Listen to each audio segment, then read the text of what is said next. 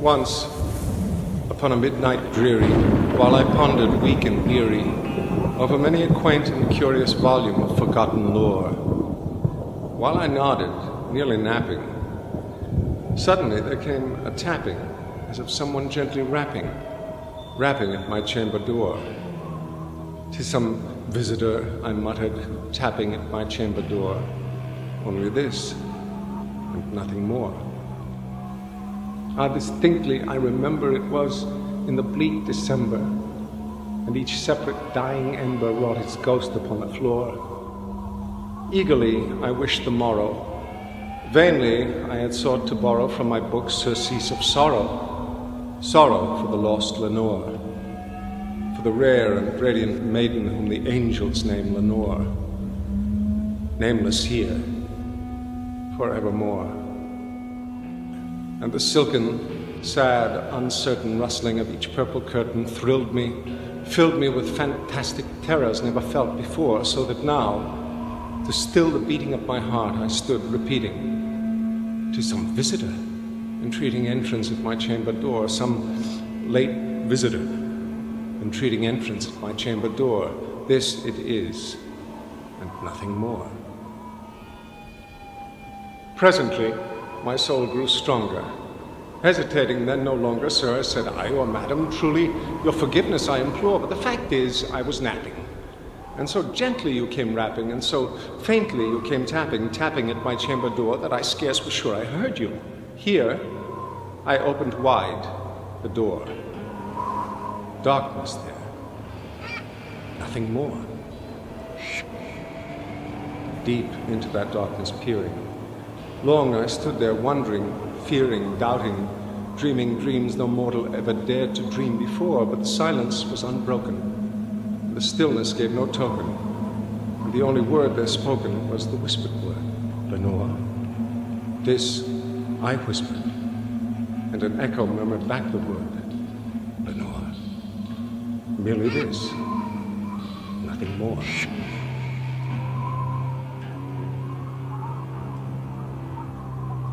Back into the chamber turning, all my soul within me burning. Soon again I heard a tapping, somewhat louder than before. "Surely," said I, "surely that is something at my window lattice.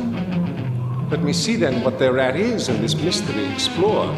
Let my heart be still a moment, and this mystery explore. 'Tis the wind, and nothing more." Open here I flung the shutter, when, with many a flirt and flutter, in there stepped a stately raven of the saintly days of yore. Not the least obeisance made he, not a minute stopped or stayed he, but with mien of lord or lady, perched above my chamber door, perched upon a bust of Pallas, just above my chamber door, perched and sat, nothing more.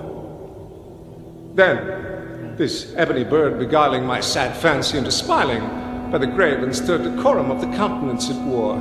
"Though thy crest be shorn and shaven, thou," I said, "art sure no craven, ghastly, grim, and ancient raven, wandering from the nightly shore. Tell me what thy lordly name is on the night's Plutonian shore." Quoth the raven, "Nevermore."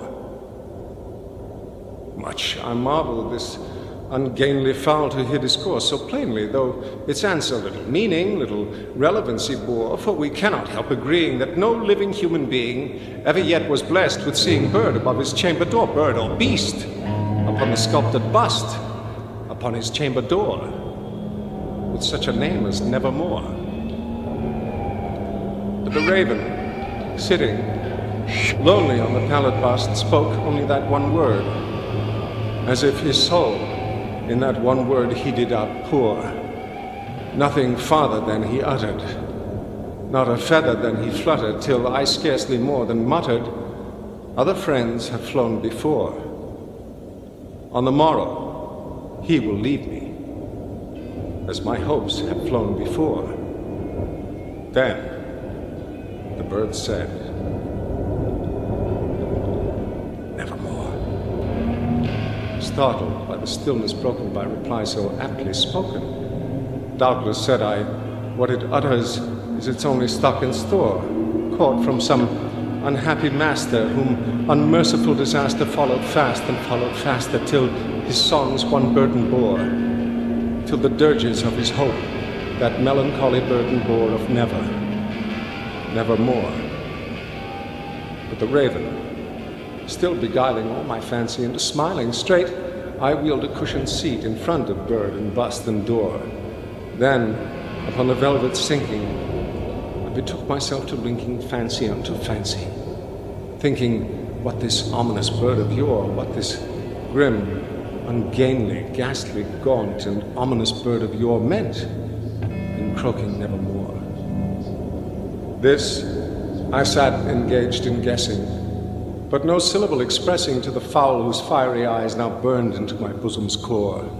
This and more I sat divining, with my head at ease reclining on the cushion's velvet lining that the lamplight gloated o'er, but whose velvet violet lining with the lamplight gloating o'er she shall press on nevermore. Then methought the air grew denser, perfumed from an unseen censer swung by seraphim whose footfalls tinkled on the tufted floor. Wretch, I cried, thy God hath lent thee, by these angels he hath sent thee respite, respite and nepenthe from the memories of Lenore. Quaff, O quaff this kind nepenthe, and forget this lost Lenore, quoth the raven, nevermore. Prophet, said I, thing of evil, prophet, still a bird or devil, whether tempter sent or whether tempest tossed thee here ashore, desolate, yet all undaunted, on this desert land enchanted, on this home by horror haunted. Tell me, truly I implore, is there balm in Gilead? Tell me, I implore, quoth the raven, nevermore. Prophet, said I, thing of evil, prophet, still a bird or devil, by that heaven that bends above us, by that God we both adore. Tell this soul with sorrow laden, if within the distant Aden it shall clasp a sainted maiden whom the angels name Lenore. Clasp a rare and radiant maiden whom the angels name Lenore, quoth the raven, nevermore. Be that word our sign of parting, bird or fiend, I shrieked, upstarting. Get thee back into the tempest and the night's Plutonian shore. Leave no black plume as a token of that lie thy soul hath spoken. Leave my loneliness unbroken, quit the bust above my door, take thy beak from out my heart, and take thy form from off my door, quoth the raven, nevermore. And the raven, never flitting, still is sitting, on the pallid bust of palace just above my chamber door.